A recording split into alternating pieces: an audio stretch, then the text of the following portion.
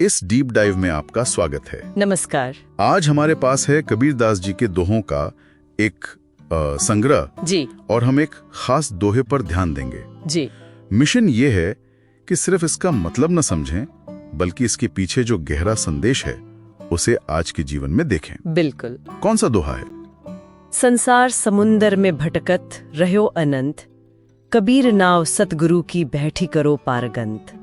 सीधी सरल भाषा लगती है ना? हाँ, भाषा सरल है पर बात बहुत गहरी है। वही तो, ये जो दुनिया को एक अंतहीन समुद्र की तरह देखना, ये तस्वीर ही अपने आप में बहुत बहुत शक्तिशाली है, थोड़ी विचलित भी करती है। सही कहा। और ये सिर्फ एक पोएटिक मेटाफर नहीं है।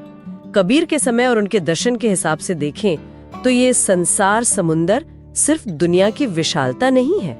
अच्छा, तो फिर क्या है?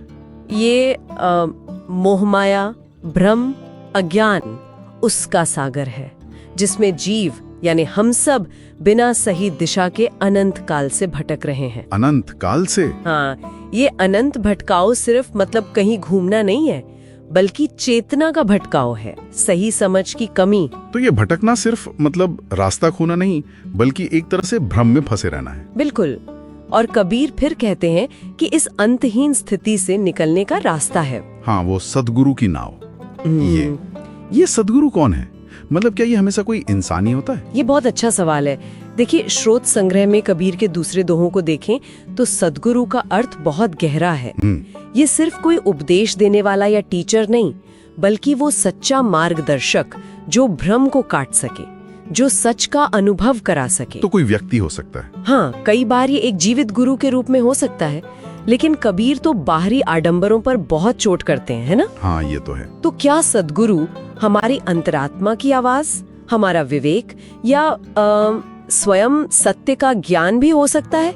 इस पर सोचने की जरूरत है। और नाव यहाँ उस साधन का प्रतीक है, वो चाहे उपदेश हो, ध्यान हो या सही ज्ञान, जो इस भ्रम के सागर को पार करने में मदद करे। तो नाव सिर्फ शरण लेना नहीं है, बल्कि एक एक्टिव साधन है जिससे पारगंत होना है, पार पहुंचना है।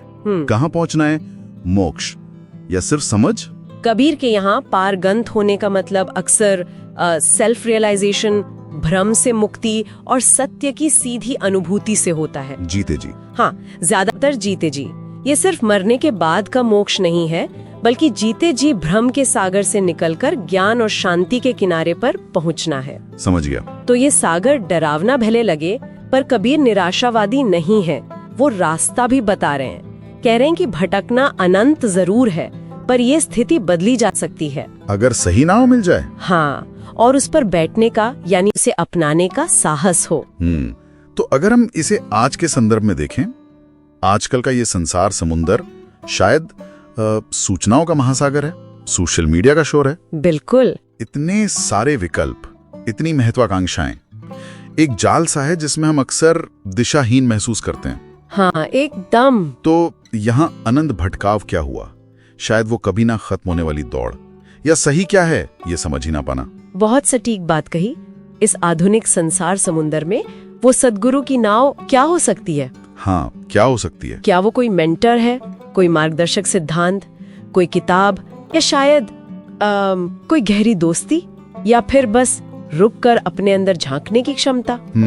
कबीर का दोहा में यही सोचने पर मजबूर करता है कि इस भटकाव भरी दुनिया में हमारा स्थिर लंगर क्या है, हमारी दिशा तय करने वाली नाव क्या है। स्रोत हमें सीधा जवाब नहीं देते, बल्कि ये सवाल हमारे सामने रखते हैं। यहाँ एक और बात दिलचस्प है। कबीर कहते हैं नाव सद्गुरु की, मतलब नाव का मालिक सद्गुरु है, हमें बस उस पर बैठना है। क्या ये भरोसे और समर्पण की तरफ भी इशारा है? हाँ, बिल्कुल। ये व्याख्या भी बहुत संभव है। उस मार्गदर्शन पर, चाहे वो बाहरी हो या भीतरी, एक गहरा विश्वास रखना तो जरूरी है। सही बात है। बिना भरोसे के नाव में बैठना मुश्किल है, और सागर पार करना तो और भी मुश्किल। कबीर का जोर तो अक्सर सीधे अनुभव और अंदर की सच्चाई पर रहता है ना। हाँ। तो शायद ये भरोसा बाहरी स्रोत के साथ साथ अपनी क्षमता पर भी हो सकता है कि हम उस मार्गदर्शन को समझकर अपना सकें। तो कुल मिलाकर ये दोहा सिर्फ आध्यात्मिक खोज करने वालों के लिए नहीं है। नहीं, बिल्कुल नहीं। बल्कि हर उस इंसान के लिए है जो जीवन की उलझनों, भ्रम या दिशाहीनता का अनुभव करता है। यह हमें याद दिलाता है कि मार्गदर्शन जरूरी है, उसे पहचानना और अपनाना जरूरी है। और यहीं पर एक विचार छोड़ जाते हैं। कबीर ने सतगुरु की नाव की बात की, पर क्या हो अगर हमें कई नावें दिखे या कोई नाव दिखे ही नहीं? अच्छा पॉइंट है। आज के दौर में जहाँ इतनी विचारधाराएं हैं, जीने के इतने तरीके हैं, अपने लिए सही नाव की पहचान कैसे की जाए? हाँ, ये बड़ा सवाल है। और क्या बिना किसी बाहरी नाव के सिर्फ अपनी समझ और विवेक से ये संसार समुंदर पार किया जा सकता है? इस पर सोचना शायद आज और भी जरूरी हो गया है। बिल्कुल। इसी विचार के साथ हम आज का डीप डाइव समाप्त करते हैं। जी।